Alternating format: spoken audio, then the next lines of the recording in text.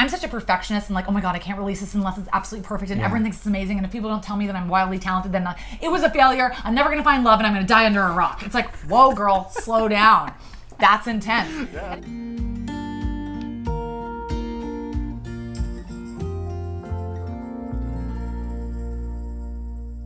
Hello and welcome to Dinnerviews. I'm Matthew Francis, and this is the show where I get to cook a dream dinner for my amazing friends here in Hollywood and then interview them about their life, their career, and their points of view on the world. Today is a friend that I haven't seen in a long time. She is a comedian, a writer, a filmmaker, and she worked with me at BuzzFeed and made some incredible videos, but since then, she's been out on many different platforms, writing stuff, creating hilarious videos. She saw me at Pride. She's making some amazing videos for Soul Pancake. And she has two of her own podcasts. One is Your New Favorite Person Pod, and the next one is I Couldn't Help But Wonder, which is all about Sex and the City and their crazy lives with her and her co-host. This is Rose Surnow. I just happened to be lying down. Yeah, just popped up. She was always there, you guys. Nothing gross was happening. We promise. I feel what's great about the show is that when you're kind of stuffing your face full of food, you can't help but be vulnerable and natural. Great. So that's the goal. I know. I was a little worried about this because I have a lot of fabulous qualities, but I'm not the most feminine eater. I'm a little bit like a Tasmanian devil. I agree. I'm not either. So I think that, but then we'll see the real Rose, right? That is the real Rose. I always joke that a family dinner, a really expensive, great restaurant with my family, it's 15 minutes. We eat so fast. Wow. It's just it's Great Depression style. We better eat this before they're going to take it away. Wow. So I'm going to try and slow down so that this whole thing is in 30 seconds. That's good. Yeah, we're going to try and aim for about 45-ish minutes. Mwah. Yes. But first thing is wine. Cullen, can you come grab the wine for us? Oh, I'm very excited. Yes, because of course we have to have some wine with dinner, right? Absolutely. Here, let's cheers with water first. Cheers. Cheers. Good to see you. Mm-hmm. Oh my God, the guest book, how cute. Yes, so here we have some wine. Yes. And now the first thing that we always do is, before we get into any the games and segments, because you have to work for the dinner. You don't get it right away. Yes, I can't believe we have to work for that. That's so funny, Matthew. Yeah, but the first thing is, before I kind of give a little update on your career life, but for those who don't know you, who are watching, kind of give us just a little abridged life story of Rose. Ooh, abridged life story. Yeah. Okay. Well, I was a magazine writer and a stand-up comedian in New York for a long time. Yeah. And I wrote a lot of very funny personal essays, kind of David Sedaris type. Oh. Yeah, the first essay, personal essay I ever wrote was called I Gave a Handy at Jew Camp. And it was about giving a hand job in a Bedouin tent for Vice magazine. Wow. And I sort of became a go-to comedy magazine writer in New York, Vice, New York Magazine, Cosmopolitan, GQ, Self, a million things. Wow. And I was also performing at clubs and, I had a manager, a commercial agent, blah, blah, blah.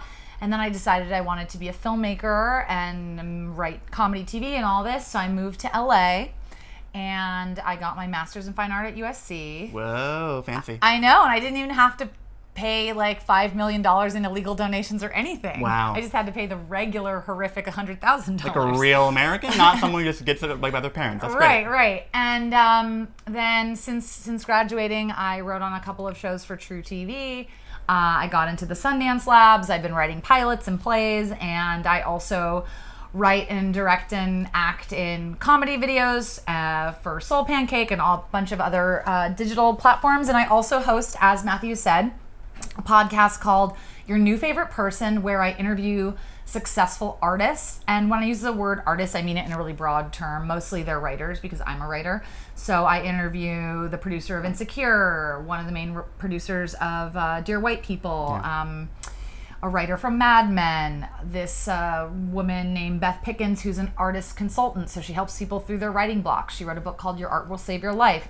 So Your New Favorite Person, which you can find on Instagram at Your New Favorite Person Pod, is all about when you're an artist, there's so many ups and downs, financially, emotionally. Am I good enough? Do I deserve to do this? Self-doubt, imposter syndrome. The podcast is really about creating a safe community to be I'm talking to really successful people about the times that they've had feelings of failure and how they got through it and how they struggled, so that other artists can feel like they're not the only ones freaking out. So exactly. That's what that podcast is. And then the other one is called Couldn't Help But Wonder.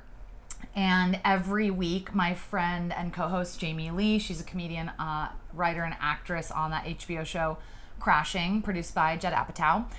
Jamie Lee and I watch an episode of Sex and the City and then talk about it on the pod and then talk about how it relates to our own love life.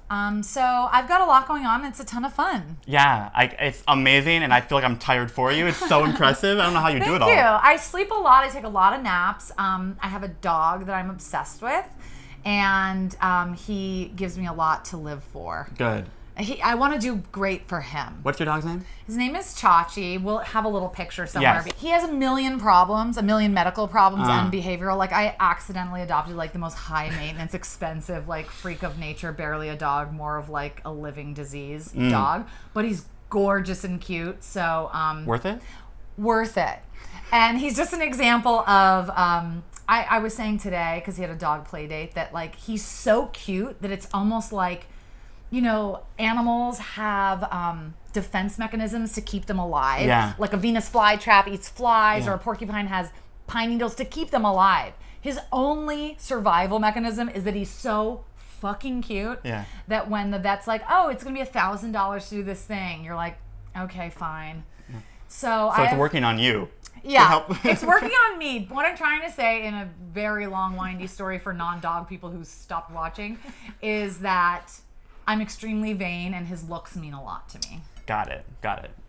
I understand that, because I want a cute puppy too. He's so cute. He's also so sweet, but this is for dog people. Other people don't care. But he was born with a bad liver, which I didn't know, but it's a lifelong problem that will never get better. And if a human was born with a liver like his, they would do a liver transplant. But they don't do that for dogs. So when you have a dog that just happened to have this, you go to the vets and you go, oh, like, what can we do? And they're like, I don't know. Good luck. And you're like, cool. So he'll just like, you know, live this really hard life. So drink up to me. Cheers. Cheers. To Chachi. To Chachi. To Chachi's liver. I'll drink for him because he can't. Yeah. Well, amazing. So that's a lot, and I'm glad that you've been able to do all that and still come over and spend some time with me. Are you kidding me? I love Matthew. Loved him since the first day I met him. He was in a video that we did called Queer People Go to the Gym. Yeah. I don't even fucking remember. Yeah. Link below, whatever. We went to this amazing queer-owned gym. Yeah.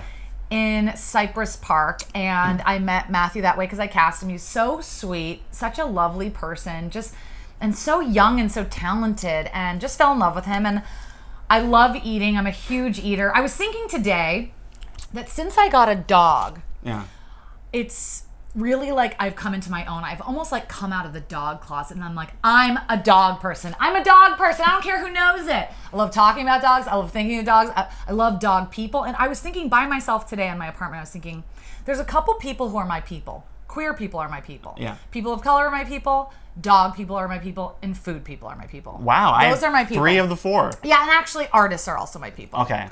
But those are big my peoples. And so eating and talking about food and thinking about food is like the joy of my life. So I'm very happy that you did this show. I think that one day this is going to be on TV very soon. And I'm happy that I'm on the first version. Yes. So cheers to Matthew. More cheers. Yeah, thank you for inviting me and hosting and working all day to do this. I appreciate it. Yeah, and I'm hoping the food makes you like so excited. I hope I don't walk out of here. No. That would be, I'd be like, oh. So basically this game is called Fast Food Favorites. And don't think of fast food, but think of like the game is fast, all right? And you're going to pull names out of the hat, and it'll say something like candy, right? And you're going to say your favorite flavor of candy. As fast as you can. As fast as you can. And you're going to try and do as many as you can, because the goal is to beat out the other contestants who have like various amounts, like 17, 22, Great! whatever. Oh, I'm going to go fast. I feel like I was born for this. Yes. And now you have 1 minute on the clock, okay? And ready? Yeah. 3, 2, 1, go. My favorite bread is baguette.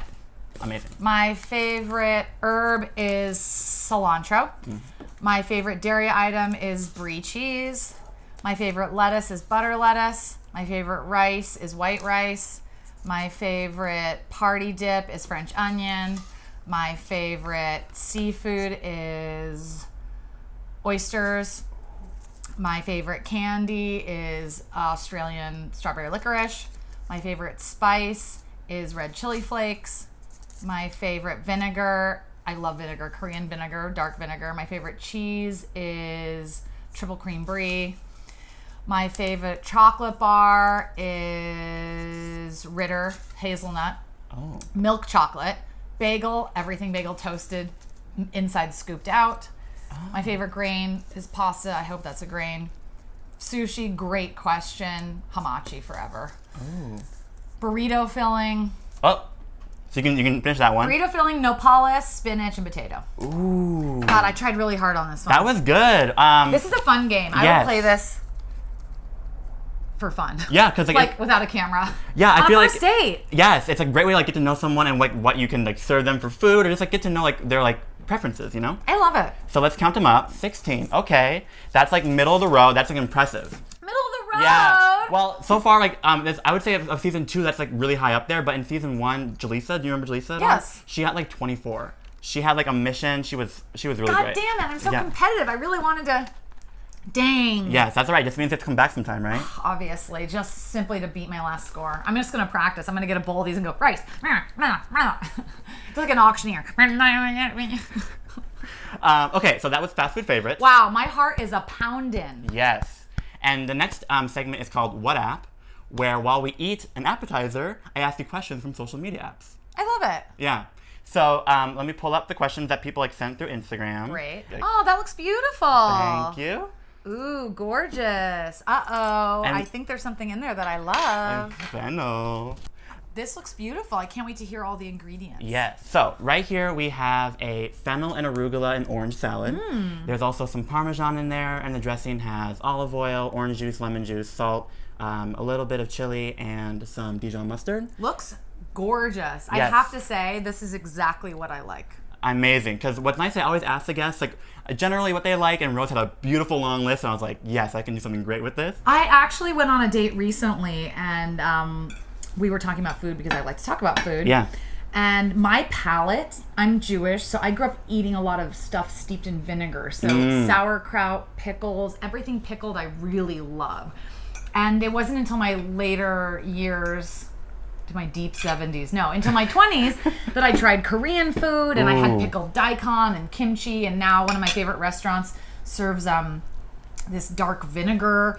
And I think my favorite flavors are citrus, vinegar, really like umami, sour. That's what I like. Yeah. I think so too. Like anything that's kind of bright and like kind of like gonna refresh me, acidic is great. Same, and even in the cocktails, like I don't drink a lot, but the only thing I like to drink is white wine, tequila, mezcal, gin. But if I'm having a cocktail, I just want it to be like lemon or lime, like really clean. Amazing. So this is gonna be a great dinner for you. This is like all those kind of acidic flavors. That's what I love. It's like my favorite. And I think thinly sliced fennel on like a mandolin or whatever this is just delicious. Should I give it a try? Yes, let's try it. Okay. This looks gorgeous. It smells really fresh. Mmm. The dressing is wonderful. Thank you. This is like the salad of the century. If I was in a restaurant, if I went to a restaurant, I would order this every time. Ooh. This is restaurant salad. That's how good it is. You know what? What? You know how like everyone has a fetish? Like not everyone has a fetish, but there's fetishes for every weird thing. Mm-hmm. You should like take the noises of us chewing and see if you can sell it to some pervert. I probably could. And honestly, so I try not to like really lean into like the mouth chewing sounds for like the actual interview, even though I have a few here and there. But I'm gonna, with all the recipe videos, I film and record the audio. So I'm gonna have like an ASMR of like the actual food being cooked and stuff. Oh, that's such a good idea. Yeah, so like there's like a few examples. There's like in one of like Alex Stryker's video, I'm like ripping bread, and you can hear like the ripping of bread, and it just like sounds so great. So I'm gonna have like a compilation of like ASMR food from season 1, season 2, whatever. Yeah. That's gonna come out hopefully pretty soon. We'll see. I will say, this dressing is something I'm going to look at the recipe and make at home because this is delicious. Right? It's really simple. I think what's nice is as long as you like I have like these are like organic oranges. I have some good olive oil. You have enough salt in there. It's all just kind of enough to really give it a little of all the different flavors you want on your tongue. It's so good. Yeah. Again, I love a bright, zesty salad. Mm-hmm. What about orgasm noises from the food? This is so good. That's exactly what I'm looking for. Thank you. Okay, so I'm sorry. This salad was orgasmic. Here, I'm gonna give you some more. Here, show us some more on. Oh, I'm offended at how good this is. How dare you? Good. Well, then I hope the ceviche also Ah, makes you really happy.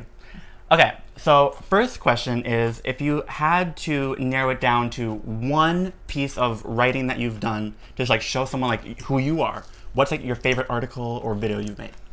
oh, that's a good question. Mm-hmm. I think the piece of writing that I'm the proudest of is a half-hour comedy script that I wrote called Screwed that got me into the Sundance Labs. And it's about a sex and dating writer in New York in her 20s who is a total fraud, and she's a really good writer, but she's giving all this relationship advice, and she's like terrified of men and hates sex and like doesn't understand her body and can't orgasm, and she's just a huge liar. So I'm really proud of that script. Yeah. Are you hoping like to make it into something bigger one day? And Yeah. but with the nature of Hollywood, it's hard to do that, or Yeah, I wrote it. It opened doors for me. You know, I have a manager and everything, but it's hard to get something made when you're not very well known. right. But I'm sort of on this tip now. I've written lots of scripts, and now I'm kind of in this like I just want to start making stuff. Yes. Not start. I already have been, but I'm focused a little less on like holing up and like writing lots of scripts, and I'm kind of more sorry. That's fine. When do we take our clothes off? That's after dinner. Oh, good. Great. Dinnerviews, and I'm trying to think of something clever. We'll put it in post. Yeah, We'll like, add, a little, like 2 weeks later, I'll think of a joke and then we'll drop it in. Yeah. And it's like She'll, like, snatch it, yeah. my mouth will be like not all saying the thing. It's like meh, meh, meh. Yeah. Yeah. Yeah. So right now I'm focused on writing short films and like comedy web series and like proof of concepts for TV shows because people would much rather watch a 5 to 10 minute, 12-minute video that you made that really shows what the show could be than read. Like if you're I'm not saying just a writer. Writing scripts is incredibly hard, and being good at that is wildly hard. But if you do that mainly and nothing else, then just write scripts. But if you also like to act, or if you're an actor and you're a performer and you know how to, you're a producer and you're a filmmaker, you have the skills to not just write, but make your stuff. So I think I'm shifting a little more from just writing scripts to like writing stuff specifically that I know I could shoot and film, and writing more like proof of concepts and short form stuff that sort of show what the TV show would be. Because I think that goes longer. Yeah. You know, like Insecure started as a web series, Broad City started as a web series, so many things started as web series. And it's like, if you happen to be a filmmaker and you have those skills, like, and you're a writer, like just make it, and then people will see if they want to do it or not. Because a lot of the best opportunities, I think, are the ones that we create for ourselves. Because people don't just offer you always like their dream opportunities. You have to like make your own. And that's the way to do it nowadays. And expensive equipment and lots of crew and all that. That's really nice, but you either got it or you don't. Right. And people can tell if it's really low budget and low maintenance, if there's something there. Yeah. So you don't need the bells and whistles. They'll give it to you when you get it greenlit. So it's kind of nice to know that, like, especially for comedy, of course it's nice if you have like gorgeous cinematography and really beautiful sets, but if your stuff is funny and people are laughing, they don't care what it looks like. Just make it funny. It's especially in the days of like now with everyone like on their iPhones, like they're used to kind of like a low budget like kind of aesthetic, you know. Great. So my next question is one that I know like you'll probably have a lot of opinions on, which is great. Because I love all of your opinions on like men and dating and sex. So what are some like deal breakers for you with guys, and like how have you reacted to those deal breakers in the past with some guys? ooh, fun. Yeah. That's a really, really good one. You know what? It's not PC and it's not like post-gender, but it is a good barometer of how a man will treat you. I happen to be straight. It's happened, I've probably gone on like 10,000 dates. If a guy, and it almost never happens. So when it happens, it's like jarring and you're like, whoa, that was weird. But if you get to a restaurant with a guy and he takes the booth, like he takes the good seat and you're sitting in the chair, that guy is not a good guy. Yeah. That guy is not gonna pay the bill. He's not gonna be sweet. It's not a good guy. And it's like such a tiny thing. And again, it's really traditional. It's like, well, why should men do that? And I'm not saying it's the correct thing, but it's an indicator. Yeah. So it kind of indicates that he's like looking for himself first. Yes, and it's just a bad sign. I think if you happen to be a heterosexual woman and a guy does that, I also think really tall, handsome white guys are always the 2 times that happen. And I think men who have never had a problem where the doors have been open their entire lives and everyone has given them everything can be horrible partners. Now, if there's a really nice, tall, handsome white guy, date him. But I feel like it's really ironic to me that the 2 times that happened were these like extremely good-looking, tall, white, straight guys where I'm like, they just act like princes, like prince of the land. Like I should be so lucky. And I'm like, actually, no. Yeah, I'm good, sir. Yeah, I am good, sir. Yeah.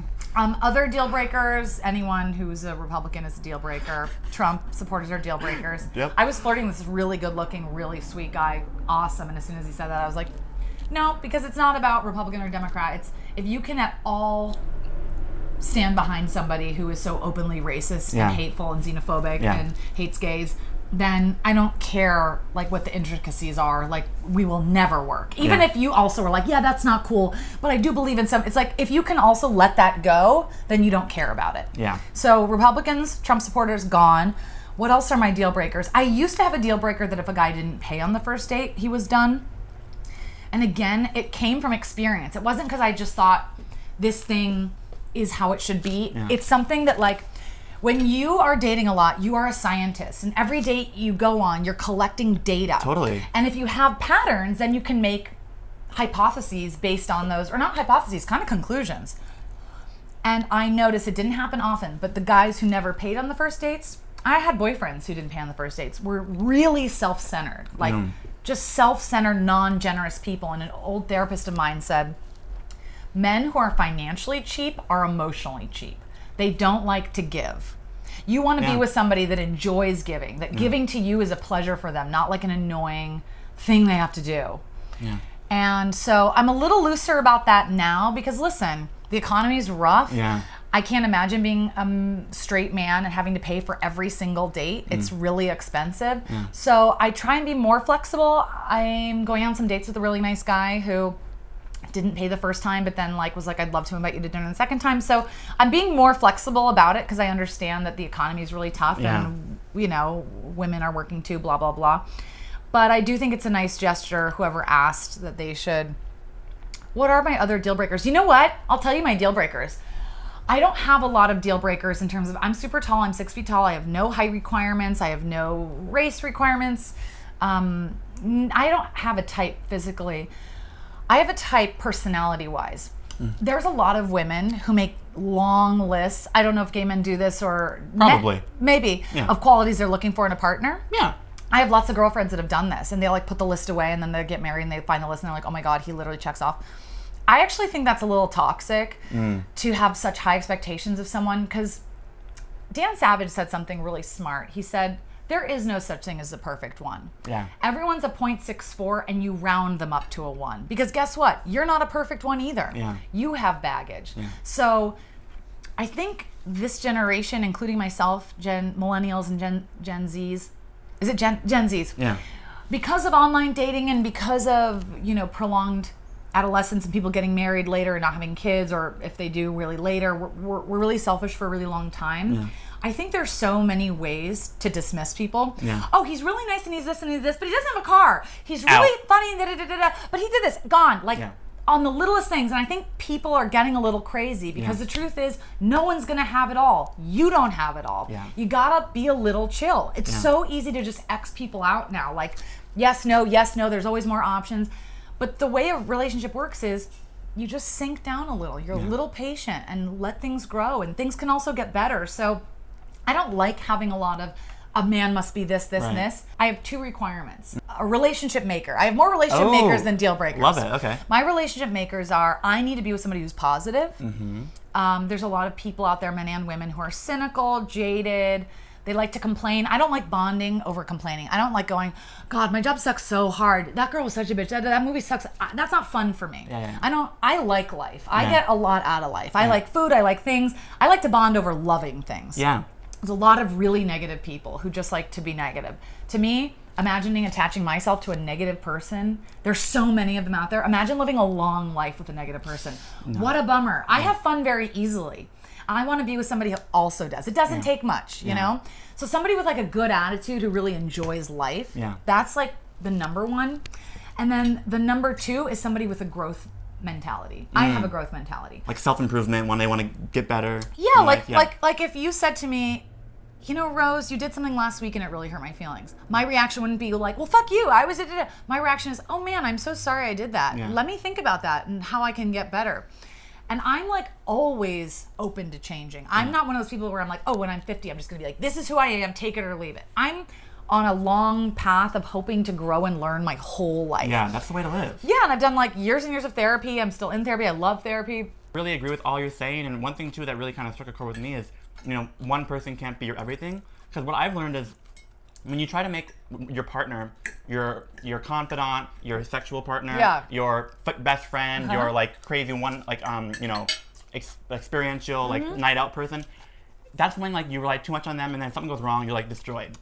You have to rely on your parents, your friends, and like they are all. It's a world. It's a community. Yes, that's what makes you whole. Is your whole friend group, your whole. 100%. Yeah. And when you have to let your partner be them, yeah. And what they bring to you that's good is what you have to admire and enjoy. I completely agree. And just to go back to the relationship maker versus deal breaker, as I was saying with growth mentality, I'll hear friends being like complaining about husbands or boyfriends or girlfriends. I'll be like, well, why don't you guys go to therapy? Or like, why don't you guys go to counseling? Oh, he'd never do that. Oh, she'd never do that. I would never be with somebody who would never be open to like investigating. Yeah. That to me is not a long-term person. Right.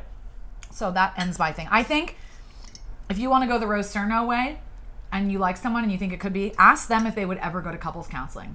Say, if we ever had problems in the future, would you go with me to couples counseling? If they say no, I think it's done because you're going to have problems for sure 100%. Yeah. The question is, are you going to deal with it and get better, or are you just going to like silently, resentfully? I have friends who are in marriages where they just have sex and don't talk and they're just like kind of cohabitating. It's really intense.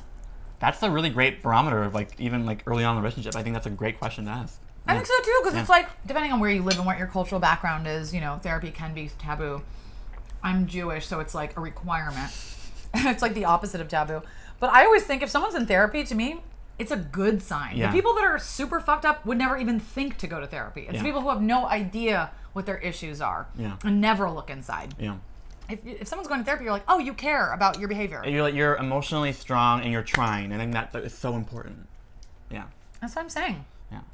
Well, amazing. That was some of the questions people were asking. Good. One last one that I want to ask is, so throughout your career, you've done so many incredible things. Thank you. And your podcast, and one of them, is all about like the struggles and like the hardships. Like what has been one hardship for you in your career so far that you are either have already happened to you that you've worked through, or one that you're still working on? That's a great question. Inspired by her amazing podcast, which Really? I've listened to all of them. Did you like them? Yes, I love them. Thank you. The one guy who was like, he was like a waiter and he had like the drug issues. That and was he the a first comedian. one. Yes. Unbelievable. Yeah. That was an amazing one. Yeah. I think I struggle with fear of success, which is part of a core wound of feeling like not worthy. Because every time something major happens in my career where something good happens to me, I feel a lot of anxiety and I feel like I'm not worth it and I get really anxious and it's really hard for me to enjoy. When I graduated with a master's in screenwriting from USC, which is the #1 best film school in the country with like the most competitive screenwriting program in the country, I was the only person out of our entire graduating class to immediately get a writing job on a TV show and immediately get a manager at like the best place to be managed if you're a comedy writer. I should have been so happy. I should have felt so good. I was full of terror and shame. I felt like this is a mistake. They're gonna find out I'm not talented. I'm gonna get dropped from my manager. This is just a matter of time, and I didn't enjoy a second of it. And that makes me feel bad. And that's a core wound thing. I have some like rejection issues, family stuff. And it takes a really long time, and I don't think I've healed from it yet. It's like a long thing to feel like you deserve success and that you are talented, and it's a really tricky one because it can bite you in the ass because it can make you self-sabotage opportunities. And also, it's just sad because you want to be happy for yourself. So that's something that I'm still struggling with. My therapist, who's not really a therapist, he's a Buddhist spiritual advisor. And he's awesome. He's this Jewish guy, Josh Korda. You should listen to his podcast. It's called Dharma Punks, DHARMAPUNX. He's 30 years sober. He's Jewish. His parents are like Russian Jewish immigrants. He's got tattoos over his entire body, just not his face. He's like the most fabulous guy. And we talk, and he gives me meditations. And there's this like self-esteem meditation he talks about that he's given me where like you have to envision, you get really calm, you like, you know, get into a meditative state, whether it's breathing or however you get there. And then you envision a time or an experience where you were really proud of yourself. Yeah. And it could be anything. It could be like when something small, something big. Yeah, it could be you helping someone. It could be you got this thing. Anything that you felt proud, and you envision yourself feeling proud. You envision people looking at you, being proud of you. And then you envision yourself, like you're looking in the mirror. Your eyes are closed, and you envision what you look like. And you put all those feelings onto you. So you start subconsciously correlating yourself with like really good feelings of worth. Yeah. So apparently that is like, they've done Harvard studies about it, like having a big, but I think feeling worthy of success is a really crucial part of success, because I think if you don't feel that you deserve it, it's going to be really hard to get to that level. I think you have to like bring your whole soul to it. Yeah. And also, you want to be able to enjoy it when you're there and not feel like, oh, I mean, when I got into the Sundance Labs, I was like, this is a mistake. I don't know how this happened. My script is the worst one here. It's like bullshit. It's just like this really, it's a voice of an influential family member of my life who had a very critical voice, that we all internalize the voices of the people that took care of us. And if you had a very critical caretaker, it takes a long time to get that voice out, if ever. Yeah. That was intense. Yeah, it was, but I mean, I relate to that. You know, I think a lot of us in this town, in this industry, like really can relate to that. And one thing that I've tried to like tell myself, even though it's like hard sometimes, is like sometimes when we look at like successful people, we put them on such a big pedestal that they make no mistakes and they're perfect, right? They're like full of fear and terror. Yeah, they're same thing. They're just like all of us. They're just as scared. They're just as fearful, and they're just as like idiots. Like we're all idiots, and I try to like remind myself like they also don't know what they're doing, so I'm fine, and I just have to like keep doing my thing and trying my best, and it helps. But also, then there's days I'm just like, oh fuck, why am I here? You know? You know what? Another thing that helps me with this idea is that like the truth is the people that become really successful in our industry, film, TV, podcasting, entertainment, the umbrella of media and entertainment. Yeah. It's not the most talented people. It's the most audacious people. Yes. It's the people that just fucking do it. Mm-hmm. How many short film screenings or film festivals have I gone and seen a movie that was okay? And that person eventually gets better and better. It's not about how good you are. It's how you, it's putting yourself out there, sticking with it, and getting better. Yeah. Because so many people give up. And when you give up, that's when you're out. And you know what else? If you make something that's not that good, big deal. Just make another thing. I have a friend whose creative POV is something I have copied and tried to adopt. Her name is Shayna Feinberg. She's a really talented filmmaker in New York. You can look up her stuff. Really talented comedian, comedy writer, filmmaker. And she has a really playful, lighthearted view of creativity. Yeah. Just write something. If it's not good, who cares? Then just write another thing. If it's not good, who cares? It's not about being good. Just do it and keep doing it. And she just keeps putting work out. And then it just gets better and better and better. And it's like, just being a little more, I'm such a perfectionist and like, oh my God, I can't release this unless it's absolutely perfect and everyone thinks it's amazing. And if people don't tell me that I'm wildly talented, then it was a failure. I'm never going to find love and I'm going to die under a rock. It's like, whoa, girl, slow down. That's intense. Yeah. And if you put that kind of pressure on you, like everything I put out there in the world. Also, this is another thing. If you have core wound issues, if you have like core shame issues, which I do, then everything you put out you think is like evidence of whether you're lovable or not. Oh, so man. If your self-esteem is tied up in your work, that's a huge amount of pressure. If you're like, if this video is bad, then I'm unworthy and unlovable, that's gonna paralyze your art. And you're never gonna release anything. Yeah. So I think also like being a little softer about like, if this video is bad, who cares? Everyone makes bad stuff. Woody Allen, you know, whatever you want to say about his personal life, obviously he's a really fraught person, but I think he's like one of the best comedy writers and filmmakers of all time. He's made tons of bad movies. It's like every other movie is bad. Has that ever stopped him? Right. No. Right. He does it because he's got to do it and he wants to do it. Yeah. Also, another really good resource if you're creative and you go through these ups and downs and you want something to kind of ground you is to get Elizabeth Gilbert's book, Big Magic. Ooh, okay, explain. It's a self-help book for creatives. A lot for writers, but I think anyone could use it. You know, she wrote Eat, Pray, Love. It was her 4th book. She had written many books before that nobody paid attention to. Actually, that's not true. One of them was like nominated for a really big prize, but it was her 4th book. It was a phenomenon. It sold millions of copies worldwide. It was like a freak thing. Yeah. And when she was done with the book and it did this huge thing, all these people were like, "Are you scared to write again? You're never going to top that. You made the biggest, most important book you ever made. Are you scared?" She said, "No, because I'm going to write until the day I die. And if it does well, it does well. And it doesn't, it doesn't. That's not why I'm doing this." And she just put her head down and wrote another book. Yeah. And it wasn't as successful, but that's not what it's about. Yeah.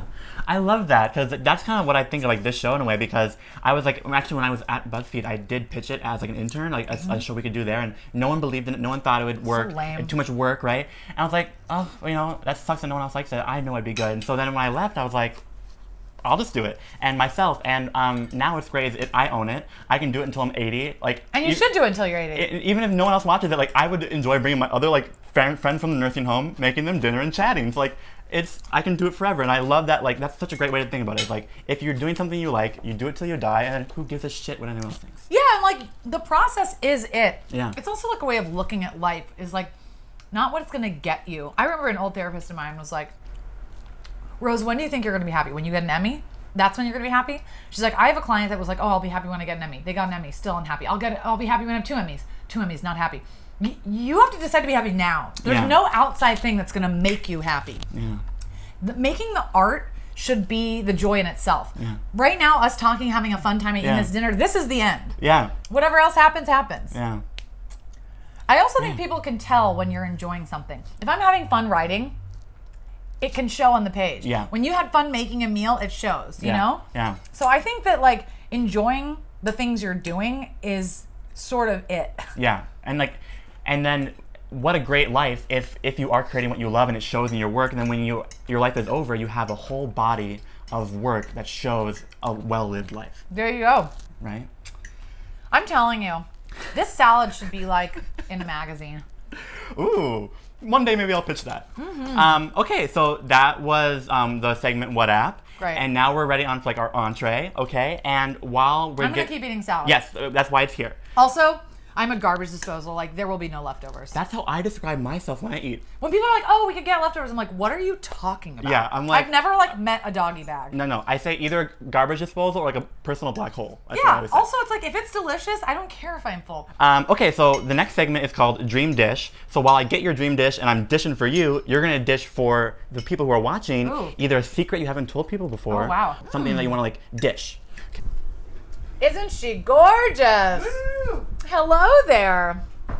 Okay, so here we have ceviche, and it is a sea bass and shrimp ceviche. Ooh, yum. It has lime juice, orange juice, heirloom tomatoes, red onion, a little bit of habanero, a little bit of jalapeno, cilantro, and then we have some corn chips to dip. And then some people do love cilantro, so it's like more of it's on the side. If you do like it, if you don't, you can avoid it.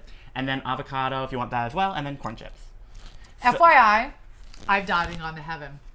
This is my favorite kind of food. I feel so honored.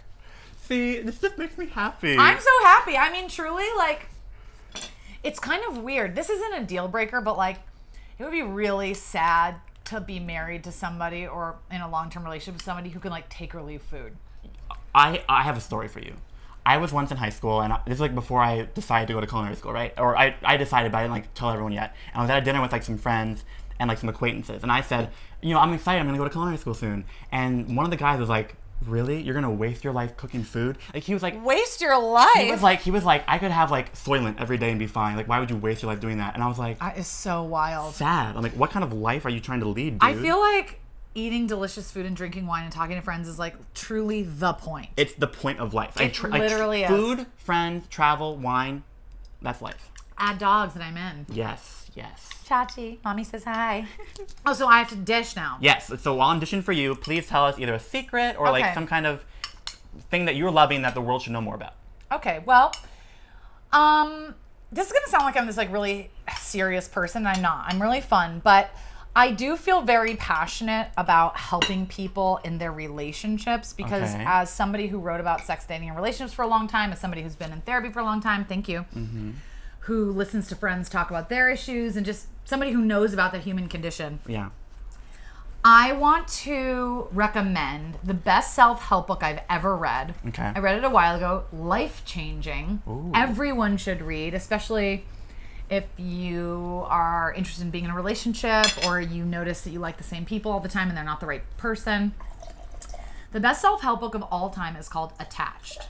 Okay. And essentially, it's about the way people attach in romantic relationships. So, according to this book, which was written by, God, I don't remember their names, but it's based on a psychological theory that the way people bonded to their caregivers, whether you were raised by your parents, your grandparents, the way that you bonded to the people that raised you is directly going to impact the way you're going to bond romantically. Which sucks for a lot of us because a lot of our families are fucked up. Yeah, I believe that. Yeah.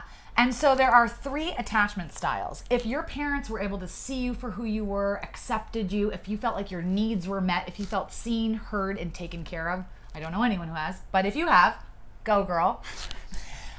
You grew up with secure attachment, which means when you enter into a romantic relationship, you don't have a lot of baggage because you're not like, oh no, what if this happens? You grew up feeling like, oh, in a relationship, I get my needs met. So you walk in very confident that like you will get your needs met. You don't have a lot of anxiety about it. If you grew up feeling rejected or abandoned by one of your caregivers, Dab. then you grew up with anxious attachment style, which means when you get into a romantic relationship, there's a lot of anxiety. You're really worried that the rug is going to get pulled out or somebody's going to leave you at any moment, or you're just looking for signs of rejection. And that can manifest in being clingy and needy. And when somebody pulls back, it's hard for you to like let them have space, et cetera, et cetera. And then the third type of attachment style is avoidant.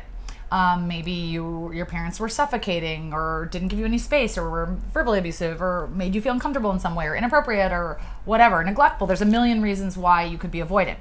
But avoidant people, when they fall in love and get close, get really panicked and they pull away. No commitment. They need a lot of space. Yeah. Everyone wants to find love, whether you're wants to be loved, whether you're secure, anxious, or avoidant. Even avoidant people that say they don't want to be in relationships that pull away, they still want it. It's just terrifying to them. Yeah. And according to the book, even though it's the worst pairing, anxious and avoidant people are a moth to a flame because you attract your wound. Whatever your issue is, you're going to attract it again and again until you heal it. And so... Whoa, that's so deep. I'm very deep. And I'm an anxious attacher, and I've had almost exclusively relationships with avoidance because that's my wound. Wow. Yeah, and avoidance can be charming and nice and funny and wonderful and great people. A lot of people you love are probably also avoidant. It doesn't make them bad people. It's just a very bad combination for anxious. And basically what happens when anxious and avoidant people fall in love is they fall in love, and then the avoidant's like, oh my God, this is really scary. I gotta like pull back. Yeah. The worst nightmare for an anxious person is somebody just disappearing. Because it's like, oh, red flags, this happened before, this is not a good thing. So when an avoidant person pulls back, the anxious person leads forward. Wow. Which is a nightmare for an avoidant person. They're like, oh my God, my worst nightmare is that someone's going to be clingy and need me, and now that's what's happening. And then it explodes. Yeah. Now, if you have anxious or attachment styles, which most people do, many women have anxious, many straight women have anxious, many straight men have avoidant. That's just as a straight woman just looking around the dating scene and having friends and blah, blah, blah. Yeah. Queer people, I don't know if it goes down the line so much. That being said, there are plenty of women who are avoidant and men who are anxious, and you can be different in different relationships. In one relationship, you could be totally secure. In another, you're anxious, whatever. Some people are down the line, and you can get better. Just because you're avoidant or anxious doesn't mean that's your sentence for life. You could do self-work and get better. But another thing that's nice about the book is if you have anxious or avoidant attachment, you can also just get to know yourself and say, oh, this is the thing I have, and then know that the best match for you is somebody who's secure. Because if you're anxious or avoidant, if you get with a secure person, they're not going to play any games with you, and it's going to relax you, and it will bring you up to secure. Yeah. So you can actually become secure in a relationship with a secure person. Wow. So if you're anxious or avoidant, I highly recommend that you are. I have friends who are engaged, and she's anxious and he's avoidant, and they're working on it through therapy. It's not like it's a death sentence, but your goal is to both become more secure in each other and in yourself. Yeah, and like if you are anxious and you're in love with someone who's avoidant or vice versa, it's not a death sentence if you're both like, okay, we notice we have these things and we're going to work really hard to fix it. But you can also do yourself a favor if you're single and just try not to be with that type of person again. So I learned all that stuff in this book. It's really useful, especially if you're like, God, why do I keep doing this. It makes you do an inventory of everyone you've ever been with and what attachment style they have, and like. Okay. So I think that's a must read, and that's my attachment. It's called Attached. Attached. Got it. Amazing. I need that. I think we both have people that we can relate to that, so that's interesting. Okay, so now I see you're already trying the food. How is the can ceviche? I? Yes. So how is the ceviche? Is it tasting good? I love it. 10 out of 10. This is so delicious. I love food like this. I like food that's fresh and zesty, as you know. I think fresh and zesty is my whole thing. Yeah, and it's also like, it's great to have healthy, all like the nutrients are there. Also, fish is so good for you. So good for you. Yeah. I think another thing I have to say is what's a turn off, and this is not just for romantic, for friends or just people. It really turns me off when people don't try new food. Totally. I feel you that. Like they get the same thing every time they go to a restaurant. Or like you make something for them, you spend time making it, and they're like, I'm gonna avoid it. That's a little bit. Or people who are like, oh, that's weird. It's like, bitch, are you serious? Yeah, maybe for you, not for me. And it's also just like, expand your palate. Yeah. So now, we played some games, and now we're like in the dinner view. Okay. Where like we're gonna finish eating, and we're just gonna kind of dive deeper into who is Rose. So, you are such a prolific person. Like you're just going, creating so many things. What would you say growing up or even just now, like what inspires you to keep going? Oh, that's a really good question. Well, hang on, I need to take one delicious bite. Good. Enjoy all the bites you want. I think something that's informed my work a lot is psychology, obviously. These are the things I talk about a lot. I think a lot of people, artists, queer people, misfits of all kinds, if you grow up feeling like you weren't really understood or seen, whether it's by your parents, your community, your peers, there's this need to have people know who you are. Yeah. And I think because I felt so unseen and misunderstood by people in my life, I feel like my compulsion to make art is to reaffirm who I am to myself in the world. And I think when people don't feel seen, they spend their life trying to show people who they are. That is so profound. Like, I think that's something like I always like understood, but you just like kind of wrapped it in a nice little bow. Yeah. That was so great. Yeah, exactly. I feel like same for me. Like I grew up in a really small town. I had big dreams and no one really understood like what I wanted to accomplish. And I didn't even really know. I just knew that I had something I wanted to do. And so, yeah, and I think people, especially when it comes to like storytelling, we want to create the art that would have helped us as kids. Right? Yeah, and also just like, I mean, everyone experiences alienation, even non-artists, whatever. But again, like I've always had a lot of really artsy friends and queer friends, and I think it's this community of like, we don't belong and we're going to make our own shit. Yes. Make our own space. Yeah, that I feel really identified with. I've never like really felt like I belonged in a mainstream space. Like I went to this really bro-y, homophobic, anti-Semitic jock high school, and I was just like, reading books and like seeing indie films and foreign films and like playing music, and I don't know, I mean, I hate to say it, but it was just the only thing they cared about was like sports and beer and all this like really aggressive hetero shit and like bad music, and I'm like, I just was like, I don't see anything here that I like. Did we go to the same high school? I mean, I think a lot of high schools. And I didn't even feel lame. I mean, I wasn't like, oh, you guys are cool and I'm lame. I'm like, you guys are lame. I know, my whole high school I was like, I can't wait to get out. And so I think about making art is like making the space for yourself that like doesn't exist in the mainstream, you know? Yeah. When it comes to your actual process of creating and actually writing, actually filming, do you find that your hardest like roadblocks or hurdles are with yourself or like working with some certain types of people? Like what are roadblocks that you find in creating your art? I think the biggest roadblocks I experience are totally internal. With writing, I was feeling blocked for a long time. Again, because of the things I had mentioned, just feeling like, oh God, if this is bad, my entire ego will crumble. And it just put too much pressure on myself. Yeah. And the nice thing is, everything is, you can get through anything. And I totally have. I just sort of like took a more playful attitude. I took some classes about like tapping into the subconscious and like writing from the subconscious. And I just started taking my process a little less seriously and being like, okay, Rose, instead of being like, I have to write the most important script of all time that's going to like change everything. World. Yeah. It was like, oh, I'm just going to write some stuff that'd be fun to shoot. And so it kind of got me out of my blocks. But yeah, I think my biggest hurdles are internal critical voices. Got it. And how do you move past that? Like you kind of mentioned a little bit, but like... I would say, The Artist's Way, another great self-help book, is like literally 4 blocked artists of any kind. You don't even have to be an artist professionally. You could just be a human being that's like, I feel a little creatively blocked. Even if you're a lawyer, accountant, whatever, and you just want to tap into some other parts of yourself. Yeah. And I think the thing that really helped me unblock was this thing called morning pages. Oh. Every morning, every single morning, you just write and fill up 3 pages. You don't lift up your pen. You go. It can be about anything. It could not even make sense. You could just say, I don't know what I'm writing. Whatever. Every morning. And even writing morning pages, being like, oh yeah, I love writing. Yeah, because sometimes like the idea of it is more scary than actually doing it. Yeah, just making yourself do it. And I think another thing that helped me get through it was just giving myself little projects. Like, I'm just going to write like a 2-minute like funny sketch. Yeah. And then being like, oh yeah, this is really fun.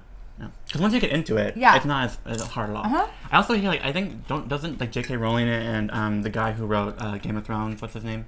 Benioff? No, George R. R. Martin. Like, right. I think they both do that. Like every day, they like as soon as they wake up, they start writing a bit. Yeah. Makes sense. They're huge, prolific writers, so that's probably the way to do it. Yeah, I mean, there's also this like thing of like, what's the best writing advice? And it's just like ass in chair. It's just like, just do it. And I think, but like mentally, to get over feelings of blocks, I think just kind of taking the pressure off by being like, okay, today I'm just gonna write something silly. Nobody's gonna see it. It doesn't have to be for professional. I'm just gonna like write a fun thing for myself. I think just reconnecting with the fun of it and taking some of the like career pressure off. Exactly. Well, speaking of career pressure, so are you someone that like has like a 5, 10, or 20-year plan, or you kind of go in the moment? If so, if you do have like plans for the future, what are you hoping to do as the years progress? Like, what's like your main goal in Rose Surnow's life? Great question. My first goal right now is to sip this wine. My goal is to write for television. I want to write and star in a show that I create, kind of like, obviously the holy grail is Fleabag, but yeah. Don't get me started. Yeah, so I think my dream is to do something like that. My dream is to write stuff and put it on, like put on plays, create TV shows and also perform in them.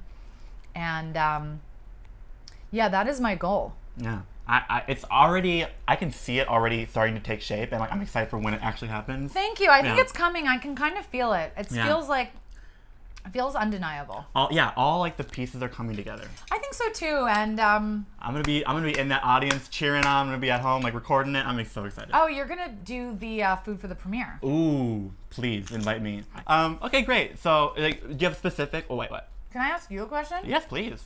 What is your goal? Ooh, so it's fun when they turn the questions on me because I'm curious. So basically, I've always loved food, and I've always loved media. And when I was a kid, I thought I only could do one or the other. But then after going to culinary school, like I was like, oh, I'm gonna be a chef and work in restaurants. That's all I'm gonna do. But then I created a short film with like a speech I wrote in high school because I was on my high school speech team, and like that's my first time. We did a short film of the speech I did, and I saw a little bit of how filming works and how editing works, and I got the bug. And then, so while I was at culinary school, I started a YouTube channel, and I started making my own food videos. So awesome. And that's how BuzzFeed contacted me, and I started working for them. And so now, like, my goal has really changed and evolved, and my lifetime goal is to have restaurants that focus on positivity, great quality food, but like making sure the employees aren't like scared to come to work every day. Like good. You mean the opposite of like this toxic masculinity, hetero, like angry chef who like screams at people? Because I've worked in restaurants like that, and I don't want my employees to ever feel that way. So my goal is to like kind of change the restaurant industry and have great restaurants in that regard. I love that. But then also I love storytelling and filmmaking so much. So my goal is to create have like a little niche where I can create TV shows and movies or like series that focus on like queer people, women of color, people of color, and like people that work in food. Love it. And because I believe, let's take Grey's Anatomy for example. I think even though I've never seen it. Me neither, but I know the idea of it. Okay. If you watch that show, they're not, and none of them are real doctors, but you watch that show and you learn more about what it means to be a doctor than you would from like Dr. Oz or Dr. Phil, right? So I want to create scripted shows and movies that tell you what it's like to work in food or be someone that loves food. Did you watch Sweet Bitter? Yes. What'd you think? I liked it a lot, and I think so one thing I know is a lot of these shows that are created right now aren't created by a lot of like chefs, right? So I really they're just writers. Yes. So I want to like bridge that gap and be able to do what they're doing that's amazing, but like add more to it. Add more like insider scoop. Insiders and then also focus on the food more because like, it can be a food movie and it's not even really about like food shots. And I know how to showcase food through cinematography. So like I want to be able to create movies and TV shows about food, and let's say if I'm filming in a restaurant, it can be my restaurant. So that way I have a mix of, I want a production company that can like market my own food of my restaurants, and then have my location be in restaurants in my movies and TV shows. That way I have like both the business side of, I give you a burger, you give me $10, and also like intellectual property that people sometimes feel they can steal, but also can be worth millions. So like I want the mix of the physical and the intellectual. Okay, I have questions for you. Amazing, shoot. What is your favorite reality show about food? I have a couple questions for you. That's the first one. Great. I will be honest, I'm not a big fan of reality shows of food because I feel like the whole goal is to throw someone off. It's not, a lot of them aren't about like the quality of food or like what can be the best. It's like who's the worst and who's left over. What about Chef's Table? Well, that's not reality to me. Like that's like more like a documentary. I mean unscripted. Oh, then yeah, I love. I just watched Street Food. I love Street Food. Oh, I haven't seen it. Who is it? It's the same people who made Chef's Table. But what's great about so Chef's Table was wonderful, but it's like kind of super grandiose and like romanticizing the chef world, which I get, but it's also like the food world is really hard, restaurants are really hard, and I think they don't really always make it as honest as possible. So I loved Street Food because it focused on vendors from around the world that are like super poor until their restaurant or their little. It's more blue collar. It's more down to earth. It's not like and great. We waited 700 years to like get a reservation at this. Yes, it's super not unaffordable, right? And the food is beautiful in it, and like the storytelling is great. And it's just fun and easy, and so yeah, I love Street Food. But any of that like food documentaries, like I loved Cooked. I love. There's many that are really really great, and I want to create more like that, but also like scripted stuff. What about Anthony Bourdain? Is he kind of a hero? I've never watched his stuff, but he went to my school, and everyone loves him, and I love that he got to like travel and do food stuff. Wait, you should watch his stuff because he's literally what you're talking about. I know. He was a chef that became a media personality. Yeah, basically, I always say that I have a lot to catch up on because I've just been working so hard, either doing my own stuff or like in the kitchen. So That's like, fair. And like since food and food media was my life, it's kind of hard to always watch it in my free time. Oh, in your free time, you just want to like watch Parks and Rec and chill. Yes. Oh my God. Exactly. Or like Fleabag, right? Yes, I get that. But so I need to, now that I'm kind of working on actually creating it, I need to do more of my research and more of my homework. So I'm not like replicating or copying It's things, okay if you replicate. Everybody replicates, but just so you know what you're replicating. Yeah. But I know he's someone that everyone loves, and I need to do some more research on him, and I would love to be able to kind of make the same kind of impact that he has made. Yeah, and also I think this idea of like, oh, you have to think of something no one's ever thought of, I don't think that's even true. Yeah. Everyone's copying each other all the time. It's just you do it with your own spin. Yeah. I have another question. Please. What's your favorite narrative film about food? Have you ever seen Babette's Feast? I haven't. It's really good, like Water for Chocolate. Okay. No, I haven't seen it. See, again, I'm behind. I need to watch more. But ones I have seen, I've loved Julia and Julia. Never seen it. That's with Meryl Streep and Amy Adams. Yep. How was it? I loved it because like I'm a big fan of Julia Child. I watched her growing up like with my dad, and I like the idea of what she's doing, where she's like, fuck it, I'm leaving my job, I'm doing my own thing. Like I related to that even when I was a kid, and now even more I relate to it. I want to see more beautiful food shots, and there's so much more. Okay, well you need to see Big Night. Okay. It's with Minnie Driver and Stanley Tucci. Ooh. And it's about this Italian family that their restaurant's about to go under. Is that with the timpano? I don't know. The big, huge. Yes. Okay, I've heard of it, and we made like a video for Tasty, but I didn't watch it yet. Okay, good. And then there's so many classic, even just like on like films in general. I'm pretty like behind Water on. for Chocolate is a very sensual Mexican film. Ooh. Isn't there like really awesome? Yeah, there's like a the younger daughter. Yes. Okay, I've seen that. She cooks food and she puts her emotions into it. And it's like the best food anyone's ever had. Yeah. Thank you. Love the ceviche. Yeah. Is there ginger in it? There's a little bit of ginger. Yeah. Do you like ginger? Love. Okay, perfect. And then a little bit of there should be a little bit of heat from ginger, but also from habanero and jalapeno. Yeah, it tastes really great. And what I like about it is it's like you're just like eating salsa. Yeah. Now. What's your dream meal? If I had to cook you your dream meal. Oh, so actually, one of your things you requested was cioppino, and that's like one of my favorite dishes of all time. It's so fucking good. It's so good. I've made it many times. Right. And I've like done it for Tasty, so like I don't want to like do it again for this. But that's probably one of my favorite dishes. I also just love like really good like homemade pasta, like short rib ragu. You mean like the pasta's homemade? Pasta's homemade, sauce is homemade, and like so I like a really like long braised like short rib ragu is like one of my favorites. Do you know how to make pasta? Oh yeah. Oh my God. I do that. Like yeah, it's easy. Is it easy? Yeah, and it depends. I guess like I've just done so many times. There's like tricks to make it easier. Like you can do it on the table. You can do it in a food processor. Yes, and what do you do yours in? If I have a big table, I do it the well method on the table. If I have to rush or I want to not be any mistakes, I do it in a food processor. Cool. But then, yeah, just like, making simple shapes is, it's fun for me because I grew up doing that. My family's like part Italian. My How grandma. cool. Yeah. But yeah, and honestly, my answer to that also is just like anything new, because I've had so many foods that I've had millions of times. So when someone like surprises me with something fresh that I've never tasted before, I'm like, this is my shit. So we are kind of we're kind of going towards the end of the interview. Wow, so sad. I know, but guess what? There's still one more surprise for you. Cullen, will you go grab our dessert for us, please? Ooh, how lucky. Wow, I feel so honored.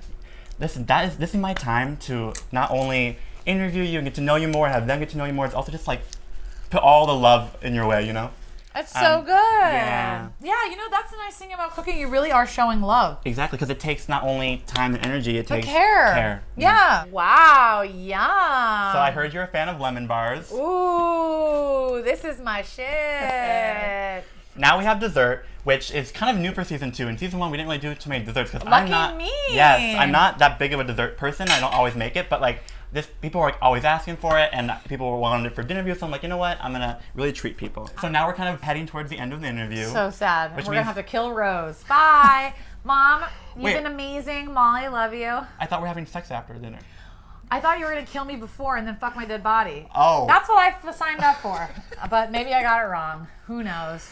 That's next week. That's next week, guys. Sorry. In the meantime, we'll just have lemon bars. Yeah, I guess so. So here, why don't you pick your favorite? This one looks absolutely stunning. Perfect. I'll go for this one. Matthew, I just feel like a little queen on a throne. Yes, that's my goal. This is your hour, Rose. It's all about making you feel like a queen. I feel wonderful. So everyone, you should be so lucky to know Matthew Francis Johnson. Well, thank you for saying that for me, and hopefully they're enjoying it so far. But also, you guys, if you haven't already heard of Rose, which you should have, you need to follow her on all the things. I've already tagged her in many of the things, and I've already put her handle and put her things all over the interview. But if you haven't gone to her pages, please subscribe, follow, all those things. But so one thing I really want to go to while we're eating our dessert here is this is the Dinnerviews guest book, right? Everyone asks a question to the next guest. So for the next guest to answer. Yes. Oh, good one. So Daisha, who was our guest last time, she asks for you, if you were dropping a debut music album, what would the title be? Fabulous, fabulous, chic, fabulous, go. Yes. Very much your aesthetic. Very much just out there and open. Love it. Yeah. Subtle, mellow, not a big deal. Introverted. What type of music? I think it would be dance music, for exercising or for cooking, or right before a date when you're putting on your makeup or your cologne or you're shaving, and peppy pump up. Fabulous, fabulous, fabulous, go, like that. Yes, I see that. Yeah, I don't know if you guys are familiar with Britney's Work Bitch. Yes. It would be that aesthetic. Yeah. It'd be okay, going on this date, this guy's hot, he's slamming. Fabulous, chic, fabulous, go. Amazing. I think we got it. Yeah. Should we cheers our lemon bars? Yes, and then I want you to taste and tell me what you think. Cheers. Mmm. Delicious. Yeah. I really want to learn how to make these. Again, recipe will be in the thing. This is actually my mom's recipe. It's really tasty.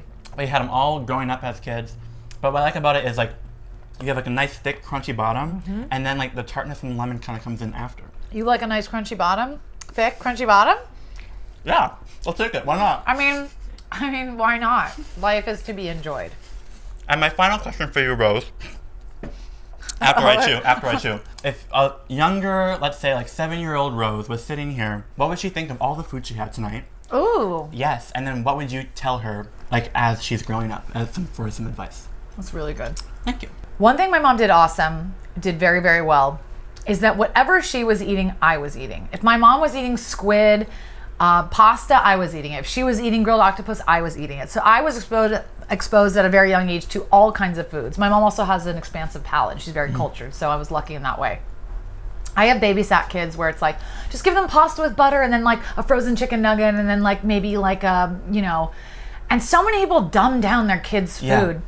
And a lot of people, frankly, also dumb down their own palates. So. Yeah.